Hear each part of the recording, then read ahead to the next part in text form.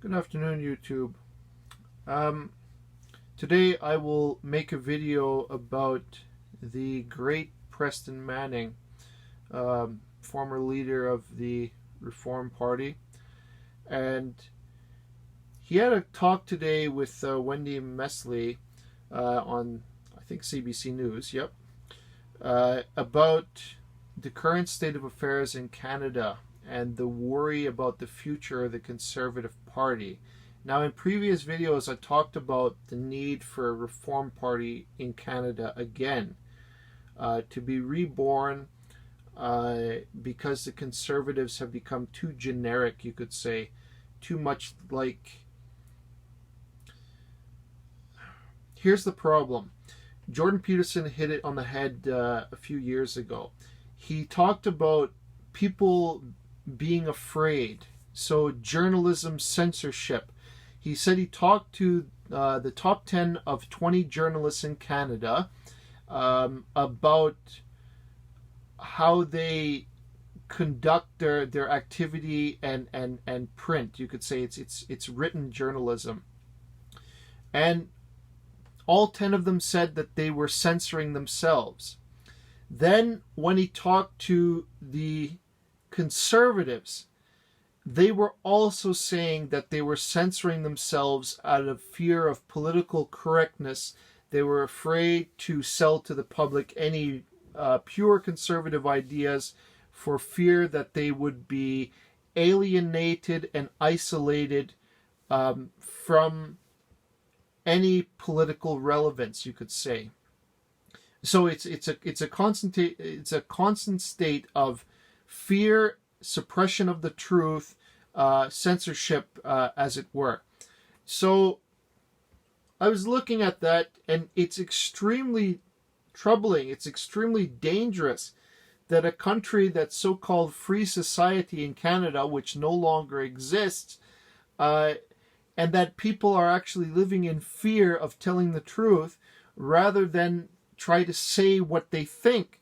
So Manning here will talk to you about some of the things that were troubling him, and I thought it was very important for me to put it on video, and I'll make my comments afterwards, because Manning sees with a clear lens. He's still the same guy that saw the need for reform at his time, and he sees a desperate need for a reform now. And in my opinion, the reform is actually the People's Party of Canada, which in the next election, I think that Bernier might gain ground and actually have seats. So we'll see what he says. Thank you for watching. Is joining us from Calgary. Thanks for making time for us, Mr. Manning. Let's start with that nastiness and polarization that you write about. One of the candidates for the Conservative leadership, Peter MacKay, as you may know, recently deleted... pardon me, I think I need to increase the volume just a bit. Let's see if that's better. A tweet. And in that tweet, he seemed to support a vigilante response to the blockades we've been seeing. In another tweet, he referred to some protesters as thugs. What does all that say to you? Well, again, it's that's unfortunate. But I think if one is a practicing politician, I think this business of instantly replying to everything is dangerous. I've written op-eds and that all my life. I've given speeches. I've had a habit when I get it all done and I think I've got it right and I've even got the lines for you, I set it aside for a day and come back to it. In the social media world, people don't do that. They just instantly react to whatever's being said. And I actually think that's dangerous, and it's dangerous for a politician. My worry is that this chattering on the social media has become a substitute for doing anything. So I say, particularly to young people, this is fine. Involve yourself in the social media, say a lot, listen a lot, complain a lot, tweet a lot, blog a lot. But at the end of the day, decide, are you going to do anything about what you've just been dealing with in the social media? What do you specifically think people should be doing on social media differently? By people, I mean politicians. I guess the challenge is, like any technology, is try to stress the positive and suppress the negative. I've been involved in candidate recruitment almost my entire life, and one of the most disturbing things right now is if you try and get some substantive person that's got a lot to contribute, maybe high ethical standards, strong background that would be useful in government or the parliament, the legislature. The biggest single reason they give now for not even considering it, not even considering candidacy, is I will not subject myself, or more often than that, my partner or my family, to the abuse that I know I'm going to get through the social media. So I think we have to address that, or fewer and fewer ethical, competent people are going to even put their foot in the water. And if they do put their foot in the water, they also have to then decide if they're going to embrace populism, or at least the particular brand of populism that's such a force in politics right now. One should take a neutral approach to populism. It can turn into something negative and bad, but by and large, they've been good. In fact, one of the major achievements of the populist movements was to get women the vote. Mr. Manning, you've talked a lot in your career about the importance of addressing environmental concerns and climate change, but Lisa Raitt said she lost her seat in the last election because voters told her they didn't think the Conservatives had a strong enough platform. Why is that still such an open question for the party? Well, I've got two big chapters on that whole section. I do think Conservatives have to have a stronger position on environmental protection, and I don't see anything philosophically incompatible with conservatism and the environment. Conservation and conservatism come from the same root. If you go through it, that every economic activity has environmental consequences. Some of them are bad. You can try to fix the bad ones by massive government intervention in the economy, macro regulation, micro regulation, policy on top of policy. That's one approach, basically the approach the current government has taken. Or you can say for every negative environmental impact, we're going to figure out what you got to do to avoid or mitigate it, and we're going to include the cost of the avoidance or mitigative measures in the price of the service of the product. So the people that are using it pay for the environmental protection. So there's something interesting there also that Manning was talking about, which I want to touch on. Here's the problem. Nowadays, everybody is talking about the environment in a sort of, at the extreme level, they're saying we got to do something now or the planet could die in X amount of time. Those are the Greta Thunbergs of the world, climate change Barbie from the Liberal government, and so on and so forth. So they're like alarmists. And at the other end of the scale, we have people like Manning, who would be a good example of that? Okay, let's just stick with Manning.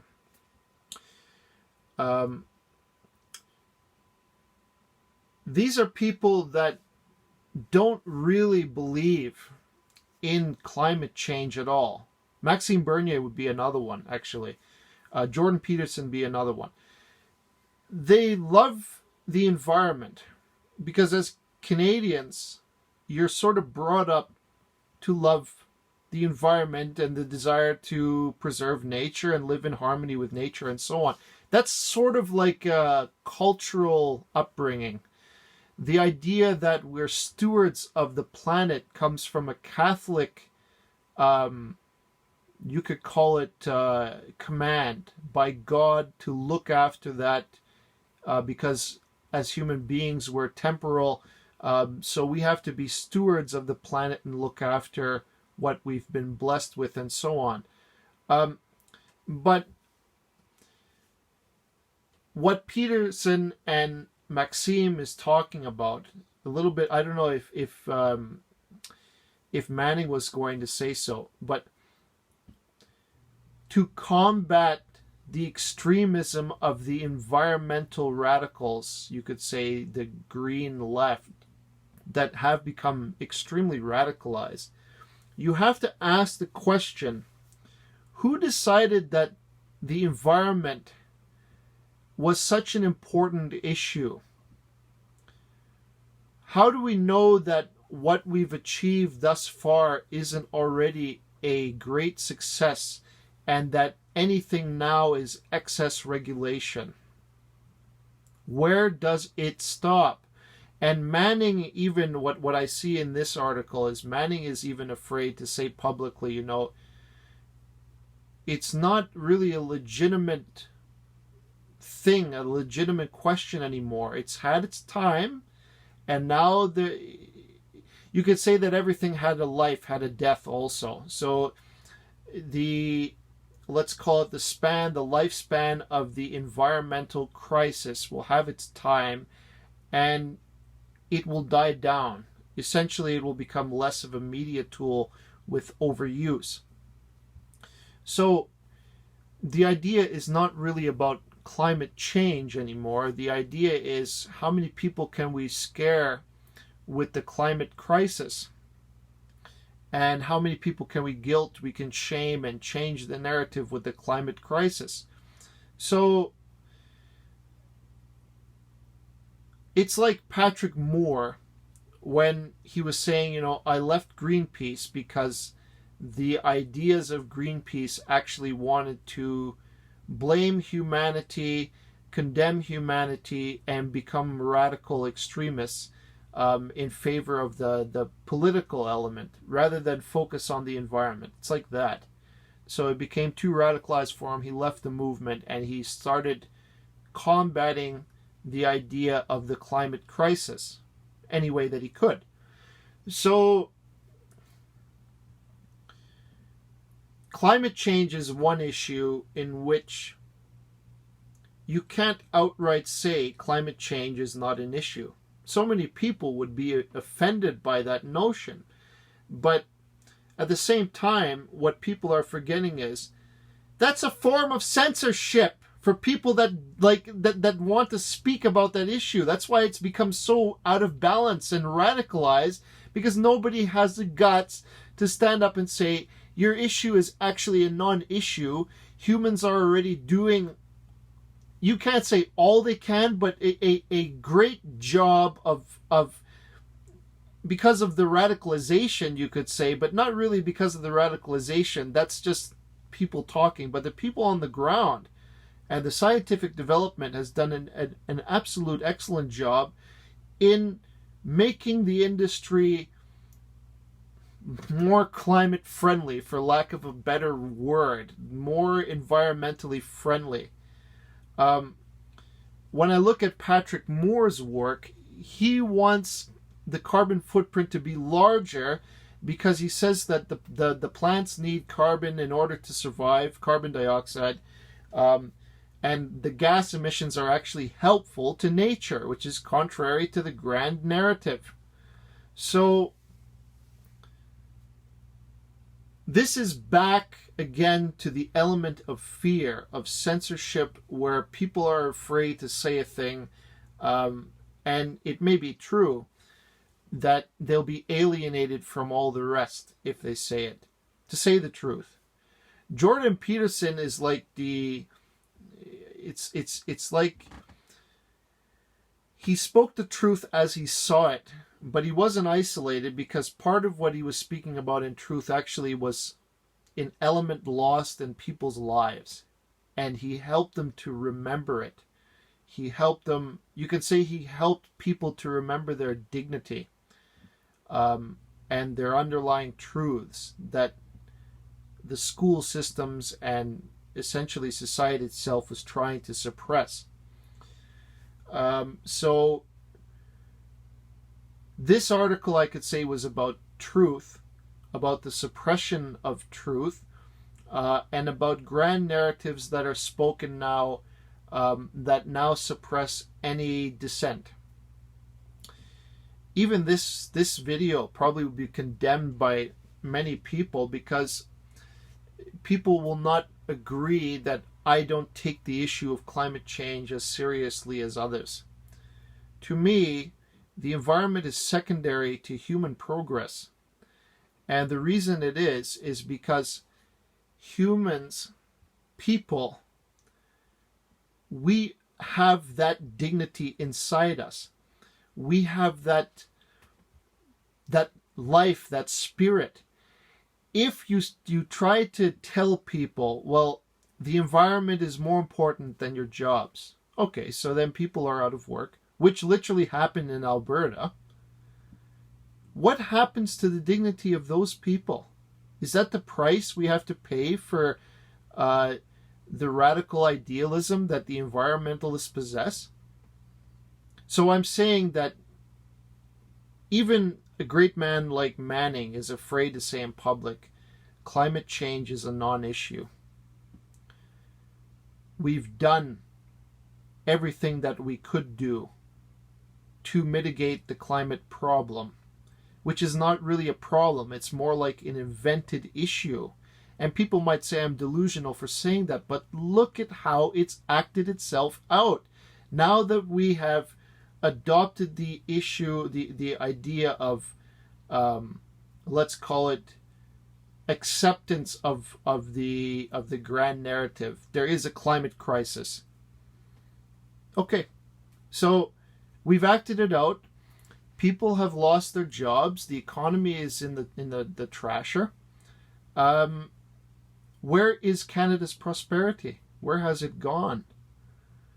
It's an idea of prioritization.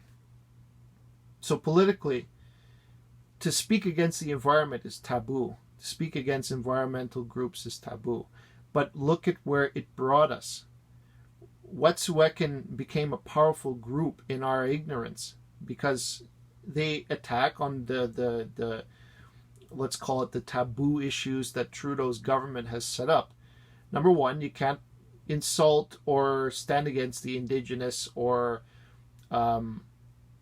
essentially you can't do anything. The RCMP's hands are tied, literally tied, even from protection for Canadian citizens, right? So it's, when enacted, we let the radicals go too far without trying to fight back, because the tools that we use to fight back, essentially, we have accepted the great narrative and now we're afraid to speak against it. So that can't be in Canada. And what I'm thinking is that these situations have acted themselves out completely for people to see what happens when you let it go that far and you keep accepting the line. It's not like you can't be conscientious about environmental harmony, because you want to have a balance, right?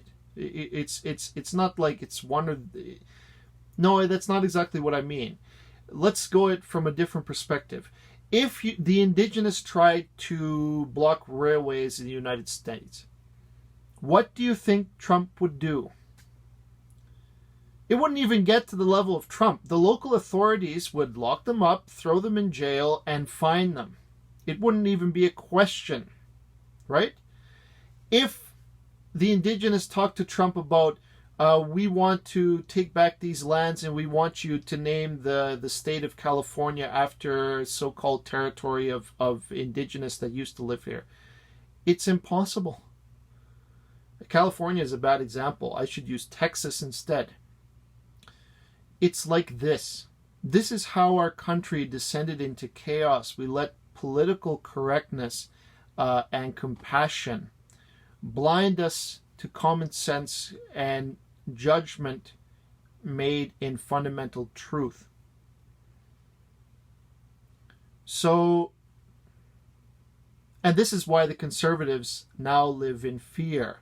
This is why polling to see if the public can accept this message. They're not going to say or do anything that's politically charged because they're so afraid. Jordan Peterson is probably one of the most bravest people I've ever seen, because he's not afraid to speak the truth, and it probably took him a lifetime to practice that habit to get that perfect as we see him and perceive him today. So that's sort of my message here.